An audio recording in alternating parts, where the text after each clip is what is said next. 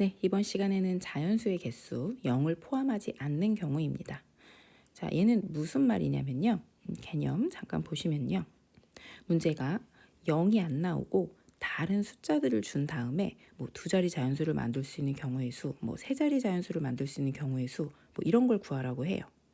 그럼 0을 포함하는 경우 이제 바로 다음 단원에서 다룰 건데요. 여기는 0이 없고 0이 없는 경우의 수를 물어보는 건데, 자, 예를 들면은 이런 거죠.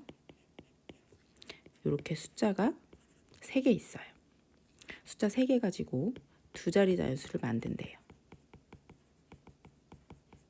한 번씩만 사용할 수 있습니다. 그러면 만들어 볼까요? 이렇게요.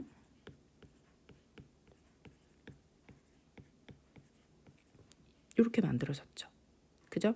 그러니까 0이 있으면 어떤 단점이 있겠어요? 그죠? 0은 10의 자리에 쓸 수가 없어요. 그러니까 걔는 신경을 쓰면서 문제를 푸셔야 되겠죠. 근데 여기는 0이 없기 때문에 그냥 자유자재로 두 자리 자연수 만드시면 됩니다. 그런데 문제는 얘가 개수가 만약에 많아지면 이걸 다 써보기가 힘들어요.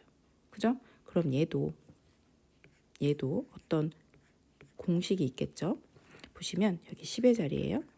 1의 자리고. 얘네들 가지고 두 자리 자연수 만든대요. 그럼 우리가 이 두 자리 자연수 쓸 때 먼저 10의 자리 숫자 먼저 쓰잖아요. 그죠? 그러면 10의 자리에 먼저 올 수 있는 숫자 1 아니면 2 아니면 3이잖아요. 그죠? 셋 중에 하나가 올 거니까 10의 자리에 올 수 있는 경우의 수가 3가지입니다. 그럼 1의 자리는요? 그죠? 10에 제가 아까 분명히 중복 안 된다 그래서 이렇게만 써놨거든요. 그러니까 10의 자리에 있는 숫자는 1의 자리에 쓸 수 없어요. 그럼 1의 자리에는 하나 빼고 나머지 둘 중에 하나가 올 수 있는 겁니다. 요렇게요. 그죠? 곱하시면 돼요. 이게 동시에 써줘야지만 두 자리 자연수가 되는 거잖아요. 네, 그래서 얘가 6가지.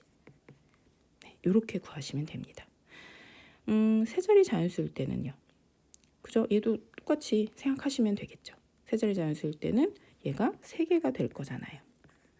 그죠? 그럼 맨 앞에 셋 중에 하나, 그 다음에 둘 중에 하나, 그 다음에 마지막 하나. 네, 그래서 우리 일렬로 줄 세우는 경우의 수랑 조금 비슷합니다. 유형분석 문제 보시면요. 보세요. 자, 1부터 5까지의 숫자 각각 적힌 5장의 카드에서 처음 뽑은 카드를 다시 넣으면서 2번 연속해서 카드를 한 장씩 뽑는다 했어요. 자, 이 얘기 중요하네요. 처음 뽑은 카드를 다시 넣으면서 2번 연속해서 카드를 뽑는데요. 네, 그러니까 어떤 걸 뽑아도 그 다음 거 뽑을 때 다시 리셋돼서 그 안에 카드가 1, 2, 3, 4, 5가 다 그대로 있는 거예요.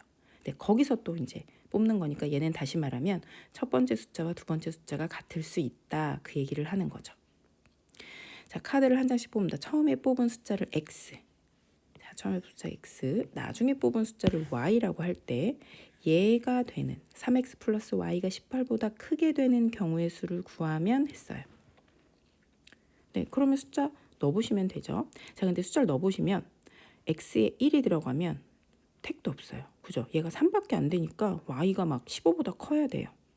2 넣어도 마찬가지고 3 넣어도 마찬가지예요. Y에 올 수 있는 숫자가 없어요.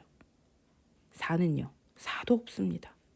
4가 되면 그렇죠. 12가 되니까 얘가 6이 돼야 되니까 얘도 안 돼요. 그러니까 X에 올 수 있는 숫자는 뭐밖에 없어요? 그렇죠. 5밖에 없습니다.